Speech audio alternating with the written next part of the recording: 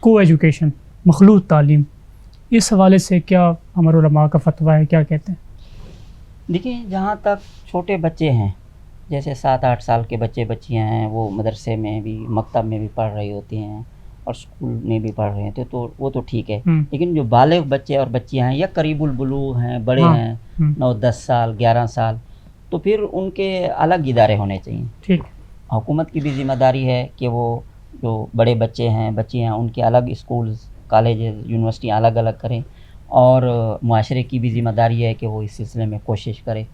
تو کوشش تو یہی ہونی چاہیے کہ الگ الگ سسٹم ہو، لڑکیوں کو خواتین پڑھائیں اور لڑکوں کو مرد پڑھائیں. ٹھیک. لیکن ظاہر ہے کہ ہمارے یہاں ابھی تک اتنا سسٹم پوری طرح سے ڈیولپ نہیں ہے، بہت وہ ہیں.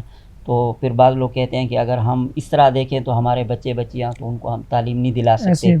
تو پھر ایسی صورتحال میں جہاں ناگزیر ہو تو پھر کوشش کرنی چاہیے کہ ظاہر ہے کہ بچیاں جب کالج میں، یونیورسٹی میں جب بھی جائیں تو وہ پورے پردے کا اہتمام کریں. اس سے تو ان کو کوئی منع نہیں کرتا، پردے کا اہتمام کریں. اور اگر پاسبل ہو، ممکن ہو، تو لڑکیاں لڑکے الگ بٹھا کر ان کے درمیان میں کوئی رکاوٹ، وہ کوئی پردہ ہو، کوئی ایسی چیز ہو. اور اگر ظاہر ہے کہ مطلب بچے بچیوں کے ہاتھ میں تو سسٹم نہیں ہوتا، یا ایک آدمی کے ہاتھ میں تو نہیں ہوتا، تو ایسا بھی ممکن نہ ہو تو پھر کم از کم اپنے بس میں جس قدر ہے کہ جو بچیاں ہیں وہ لڑکوں کے ساتھ اختلاط میں نہ کریں، ہاں، لڑکے لڑکیوں کے ساتھ نہ کریں، نگاہیں اپنی پست رکھیں. اگر بچیوں کے لیے کوئی میل ٹیچر ہے تو وہ اس کے ساتھ صرف اپنی کلاس کی حد تک ان سے تعلق رکھیں، سوال کریں، زیادہ وہ نہ کریں، گھلے ملے نہیں. اسی طرح جو لڑکے ہیں تو ان کی جو فیمیل ٹیچرز ہیں یا لیکچرر، پروفیسر کوئی بھی ہیں، تو ان سے بھی اپنی ایک ضرورت کی حد تک، تو جس حد تک ناگزیر ہے اس حد تک ان سے بات چیت کریں اور اپنی نگاہیں نیچی رکھیں. اور جو آداب ہیں، ٹھیک ہے، اجنبی عورت سے دیکھیں، آدمی راستے میں جا رہا ہوتا ہے، کوئی اجنبی عورت بات کر لیتی ہے، راستہ پوچھتی ہے، یا کہیں آدمی ہاسپٹل، یہ صرف کو ایجوکیشن کا مسئلہ نہیں ہے.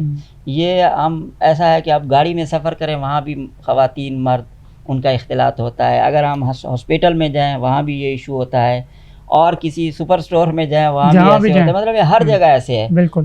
شاید پہلے کسی دور میں ایسا ہوتا ہوگا کہ تعلیمی اداروں تک یہ خاص ہوگا، اس لیے لوگ اسی کو ہائی لائٹ کرتے ہیں. یہ جو اختلاط ہے یہ تو ہر جگہ پر ہے، بلکہ سپر سٹور وغیرہ میں تو بالکل ایسے بسا اوقات مشکل ہوتا ہے کہ سیڑھی پہ اور لفٹ میں خواتین بھی ہیں، مرد بھی ہیں.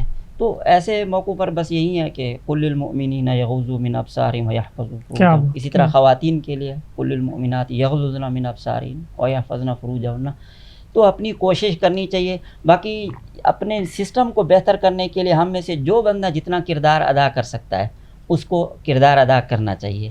تو جب ہم سارے مل کر کوشش کریں گے تو یہ کوئی ایسی ناممکن چیز نہیں ہے، ایسی ناگزیر چیز نہیں ہے کہ اس کو وہ اپنا محال چیز نہیں ہے کہ اس کو نہ کیا جا سکے.